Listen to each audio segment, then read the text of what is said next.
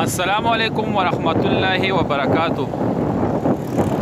مینوالو دا نننۍ ویډیو ډیره زیاته ضروری ده.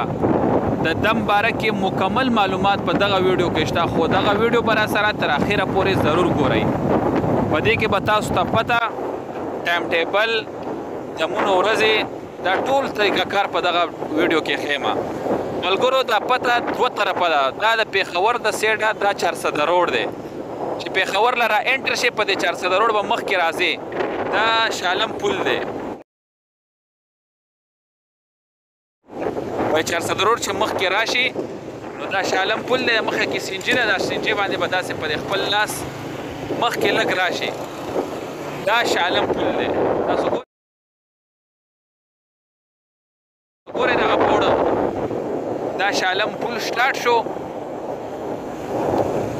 دا چې د یو کس د پېښور د سیډه راځي نو هغه به پېښور لره انټر شي، د 400 روډ پوښتنه به وکړي. په 400 روډ به سیده راځي، مخکې به راځي خزانه مل راځي. خزانه مل نه به مخکې پوښتنه وکړي د شالم پل.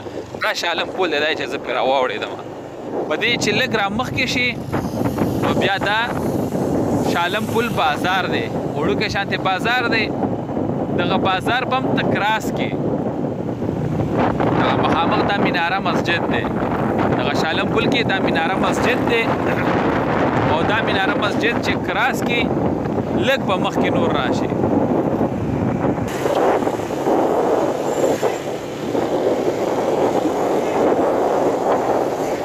دا ویډیو صرف ستاسو دپاره ده او دا ضرور وګورئ. نو بار بار تاسو رنګونه کوئ، بیا موبایل بند دي یا څه بله مسله وي، نو په دې کې به تاسو ته ورځي او دغه لاره دا ټول ټایم ټیبل ښایو.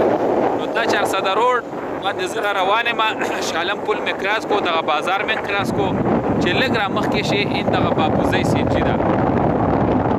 دا بابوزی سینجي ده. دغه بابوزی سینجي هم ته کراس کړي.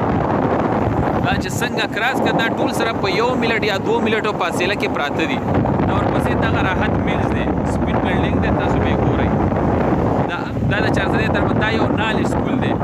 دغه نال سکول دا ډېر ضروري دی ځکه چې دا به دغلته بیا تاویږي.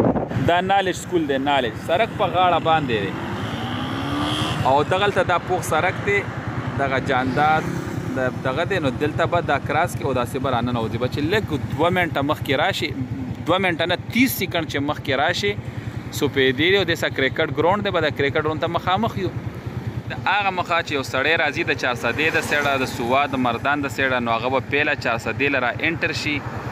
او چې 400 لره انټر شي نو د 400 نه به د ناګومان چوک پوښتنه کوي. چې کله ناګومان چوک لره ورسیږي نو د ناګومان چوک نه به د پېښور په سیډ را روان شي چې یو 8 منټه 10 منټه مزل وکړي. دغه خوا سیډ ته هغه مغه خپل طرف ته د اوزی سینجي ده او هغې په مخ په قبله باندې دا نال سکول دی او دغه پوخ سړک سره به راتاو شي. په دې سړک به راتاو شي، مخامخ هیره سکول دی. دغه هیره سکول دی. لږ چې مخکې راشي د مولانا صاحب ځای دی. او ملګرو د جمعې او د هفتې دا د سړو ورځ وي، کم از کم چې تاسو سهار 8 ځان راورسوئ. تر 11 پورې مونږ د نمبر ورکو، د هغې نه بعد بیا نمبر نه ورکو. نو که کوم ملګری د هغې نه بعد بیا ګیله کوي نو ګیله به بیا قبوله نه وي، آی خپله مسله به وي. نو تاسو چې کم ځای نه هم راځئ نو کوشش کوئ چې دلته 7 8 9 10 ځان رارسوئ. جمعه هفته د سړو ورځ وي او اتوار د زنانو، صرف د اتوار د زنانه به راځي. نو د اتوار په ورځ دی سړی کوشش نه کوي او د جمعې په ورځ دی زنانه کوشش نه کوي. او به دغه کرکټ ګراونډ دی او دا مخامخ مولانا صاحب کور دی.